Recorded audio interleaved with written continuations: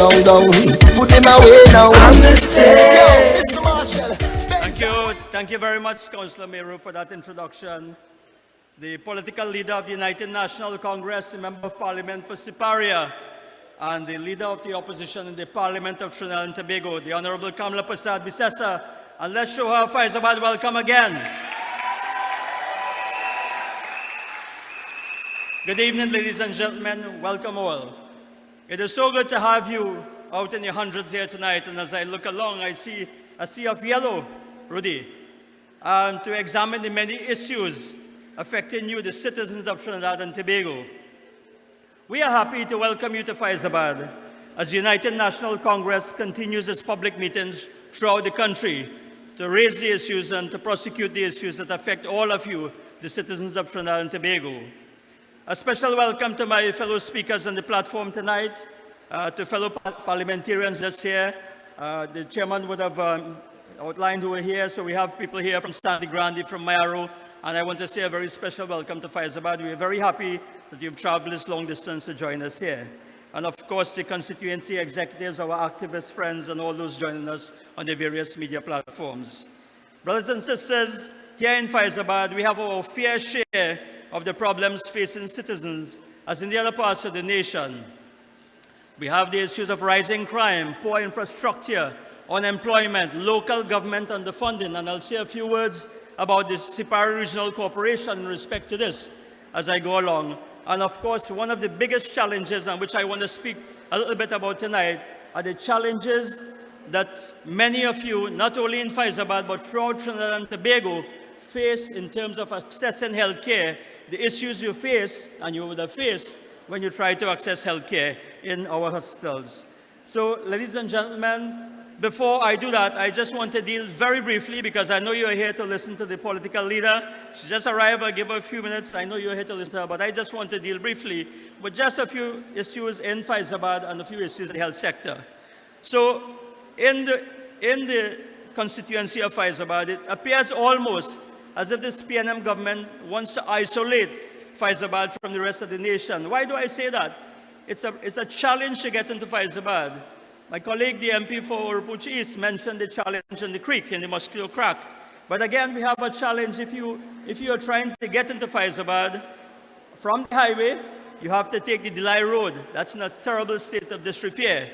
There's a completed Mon 8th to Pepper Village bypass, which is completed and is yet to be connected. When that is open, if it is opened under this government, that can save your journey to Fyzabad by some half an hour to get into here. And of course, that will open up many opportunities in Fyzabad.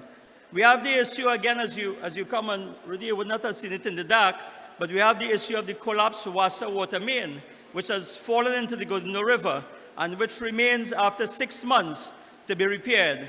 This is something that happened on the 18th of October. A question was raised in the Parliament on the 23rd of January.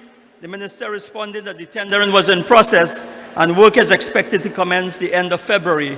But this government, you know, like all the promises they make, they never keep any promise, and that work is yet to be started. Ladies and gentlemen, I just want to address briefly some of the issues with the Siparia Regional Corporation. Councillor Jason Ali would have mentioned a few of those and the other councillors.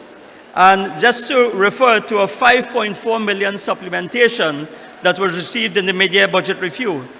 Just on Friday, and the chief whip mentioned the debate on Wednesday. But you know, that 5.4 million supplementation, when I examined it, ladies and gentlemen, it will not make your lives better here in Fyzabad or within the boundaries of the Siparia Regional Corporation. None of this is going to repair broken equipment that is at the Siparia Regional Corporation. None of this is to fill vacancies either at the technical level or for the manual labor. And there are several vacancies, you know, at the Siparia Regional Corporation, which is affecting the performance of this corporation.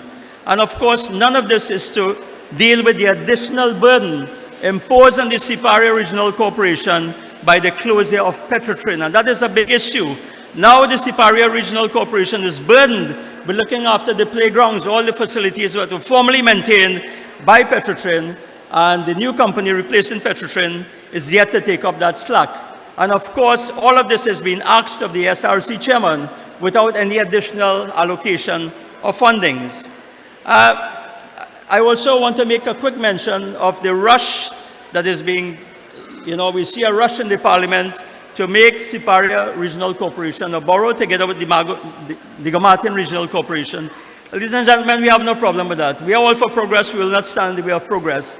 But the questions that cannot be answered in the debate which is ongoing in the Parliament is, how this change to a borough, will improve the status of the burgesses in the Siparia Regional Corporation. Ladies and gentlemen, as I move on, I just want to touch on the health sector a little.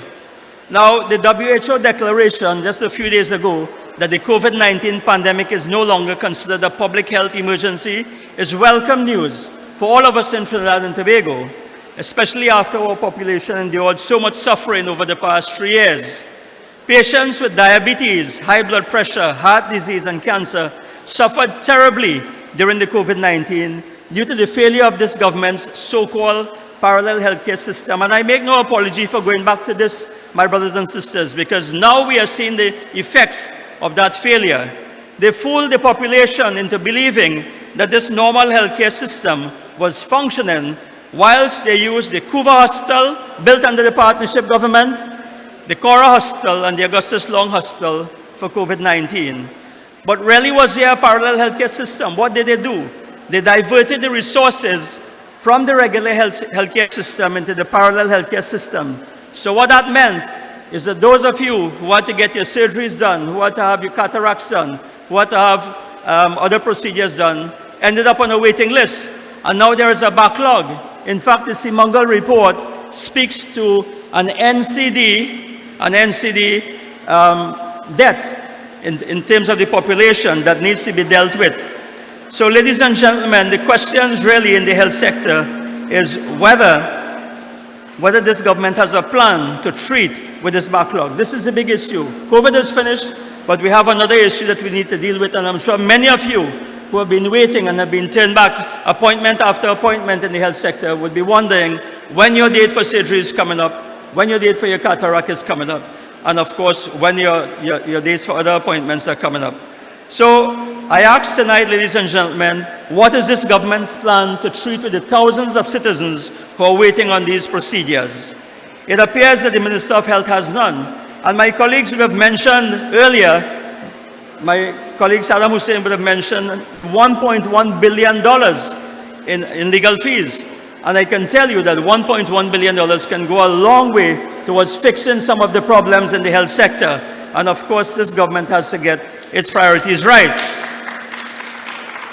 So, ladies and gentlemen, as I close on the health sector, I want to ask a few questions of this government.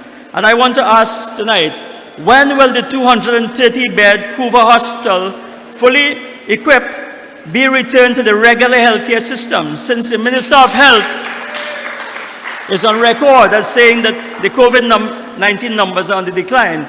So we wait eagerly to see when that hospital will be returned for the benefit of the citizens of Trinidad and Tobago.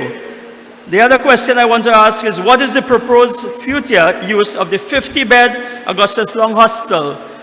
I'm hearing nothing about it. This is a hospital that can add 50 beds to the public healthcare system. It was used for COVID. It's no longer required. The question is, what's going to happen to it? I throw that out in the public domain. The other thing I want to ask is, when will the Point Fortin Hospital be fully staffed? The hospital is open, but in response to a question in the Parliament, I was told by written answer that of the 482 positions at the Point Fortin Hospital, only 316 are filled. And of course, this means that the hospital will not be able to function properly. The same situation has occurred at Arima. The question is, when will the Arima Hospital be fully staffed? And the situation at Arima is even worse. Of the 1,134 positions, we have 757 filled, so quite a few vacancies.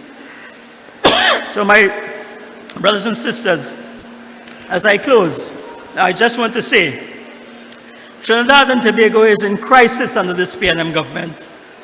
Crime is a runaway horse. The economy is in crisis.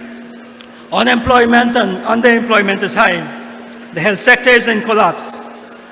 In fact, some have been saying that crime and poor health care are the two main killers in Trinidad and Tobago. Hopelessness is at an all-time high in our nation. My brothers and sisters, I want to say to you tonight that the United National Congress remains the only vehicle that can restore hope to our citizens. Ours is a party with a track record of good governance and delivery. Given the opportunity, the United National Congress, under the able leadership of Kamla Prasad Bisesa, will restore sanity to a nation in fear and a nation in despair. My brothers and sisters, our leader and our party has plans to deal with crime, unemployment, issues in the education and health sectors, and the crisis in the economy. I urge you, my brothers and sisters, to remain strong, to remain united, and to remain focused. Do not fall for the rhetoric and blame game of this PNM government. Stand your ground against the incompetence and unjust policies of this government. I urge you to stand in support of our great party and beside our proven leader, Kamla Prasad Bisesa, as we strive to rescue Trinidad and Tobago from its darkest days and to bring good governance once again to our great nation. Long live the United National Congress. Long live our political leader. May we continue to remain blessed. I thank you.